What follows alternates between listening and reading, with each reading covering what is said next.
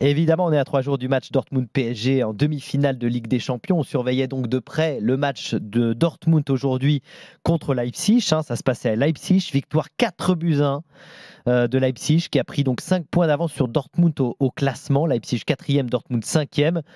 En gros, Polo, c'est pas vraiment une équipe en confiance que le PSG va affronter mercredi sur ce qu'on a vu sur la pelouse aujourd'hui. Ils se sont un peu fait maltraiter par le club Ouais. saxon, ça c'est une évidence. Dès le début de la rencontre, Leipzig prenait le ballon, il y avait des fautes avec des pertes de balles justement du côté du Borussia Dortmund, mais le Borussia Dortmund nous a sorti sa spéciale, c'est-à-dire que c'est une équipe qui est capable de marquer n'importe quand, et ils se sont retrouvés avec un but superbe de Sancho à mener au score contre le cours du jeu. Dès le début, ils avaient même eu un petit peu avant des occasions franches pour ouvrir le score, mais si tu veux, on n'a jamais vu un Borussia Dortmund au niveau de la rencontre qui était, tu l'as dit, très importante, puisqu'on cherchait évidemment à revenir sur Leipzig. Le vainqueur, évidemment, Leipzig prend maintenant 5 points d'avance sur le Borussia Dortmund pour la prochaine qualification Ligue des Champions. Mais si Dortmund l'emportait, il passait devant et il restait quatrième. Et revenait à prendre la quatrième place. Ce qui est assez décevant cet après-midi, c'est que la prestation a été mauvaise. On peut évidemment dire que le club saxon était largement supérieur. C'est de toute façon, sur les dernières semaines, un peu l'équipe en forme de la Bundesliga, puisqu'il met 3 à 4 buts à tout le monde en ce moment. Mais si tu veux, et même si on peut trouver des excuses en disant qu'il y avait un tiers, enfin en tout cas plus d'un quart de l'équipe qui n'était pas là, on a vu Mats Hummels sortir à la 50e minute, etc. La prestation globale n'est pas satisfaisante dans l'objectif évidemment du match de mercredi.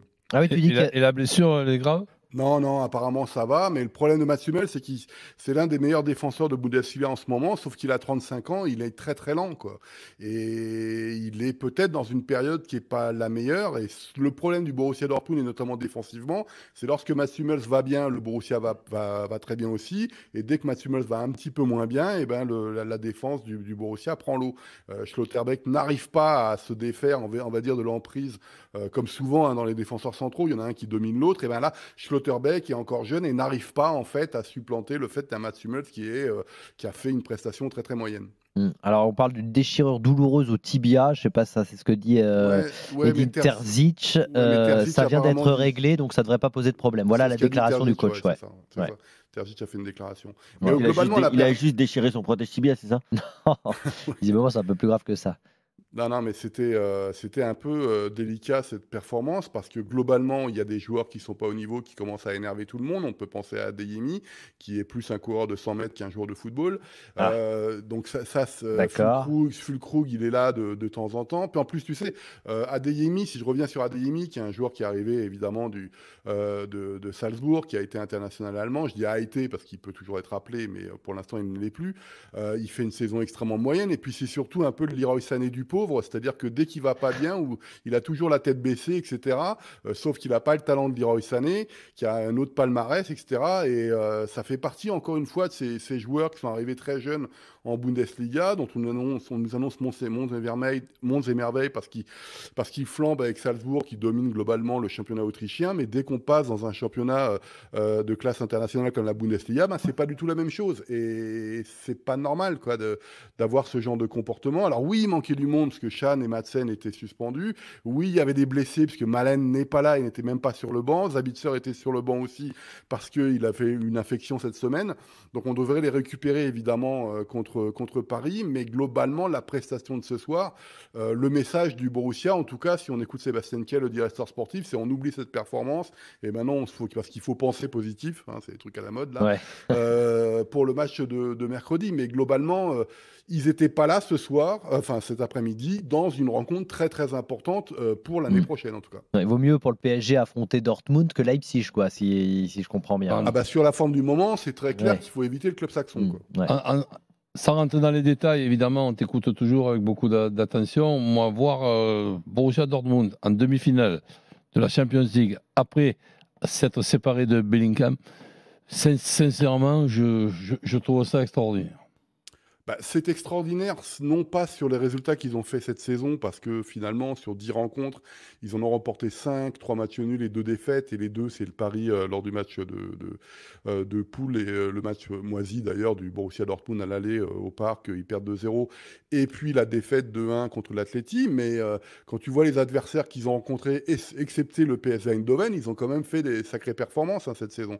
Et le problème du Borussia Dortmund l'année dernière, c'est qu'on dépendait souvent un peu de la forme d'un Bellingham. Et je le dis souvent, Bellingham a été élu l'année dernière joueur de l'année en Bundesliga. Je pense que c'est l'une des plus grandes escroqueries qu'on a vues sur ces dernières saisons. D'ailleurs, même les supporters du Borussia Dortmund ont élu Gregor Kobel, le gardien. Escroquerie carrément. Mais ouais, mais bien sûr. Mais sinon, ils auraient remporté le titre largement. Et les supporters du Borussia Dortmund ont bien entendu raison en élisant l'année dernière le Gregor Kobel, le gardien, parce que c'est lui qui tenait la baraque pendant toute la saison. Vous rappelez-vous, ils ont perdu le championnat à la dernière journée, à la 89e minute. Mais quand on voit la chance... Est-ce que ce serait une anomalie statistique, du coup, Bellingham qu'il soit meilleur joueur. Ok, tes blagues, c'est sympa, mais il faut regarder les rencontres aussi, il faut analyser le truc. Et Bellingham a été l'année dernière extrêmement... il a eu des périodes extraordinaires, mais quand il y a les matchs importants, là où tu vas chercher les points, sinon ils auraient gagné le championnat. Depuis avec le Real, quand même, il a fait en même temps, ils étaient à 10 secondes de le gagner, le championnat. C'était pas non plus... Juste pour revenir sur Dortmund, d'un mot, on a vu qu'il y avait du talent quand même dans cette équipe, donc il faudra se méfier.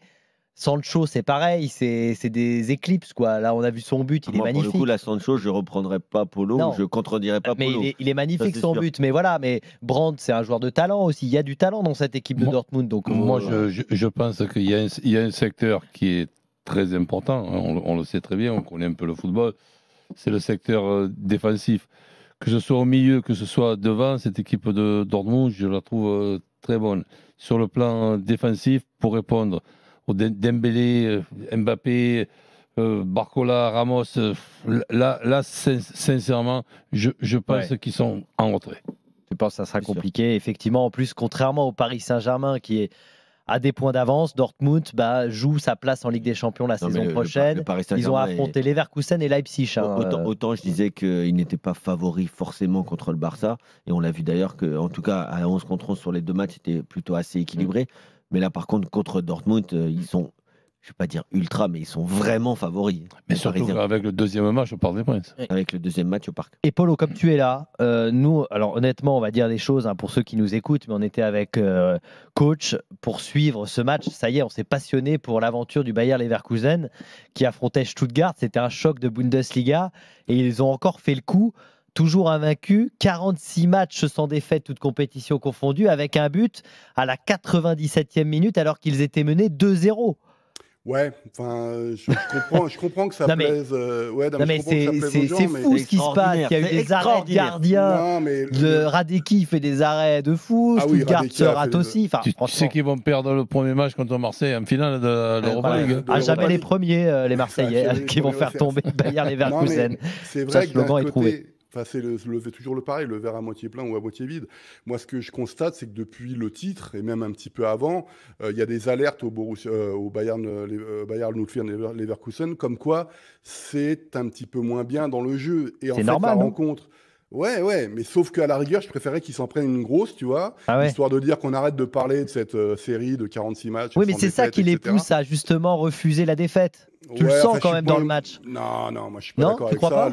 Ils sont beaucoup trop joueurs en ce moment, ils sont pas assez concentrés.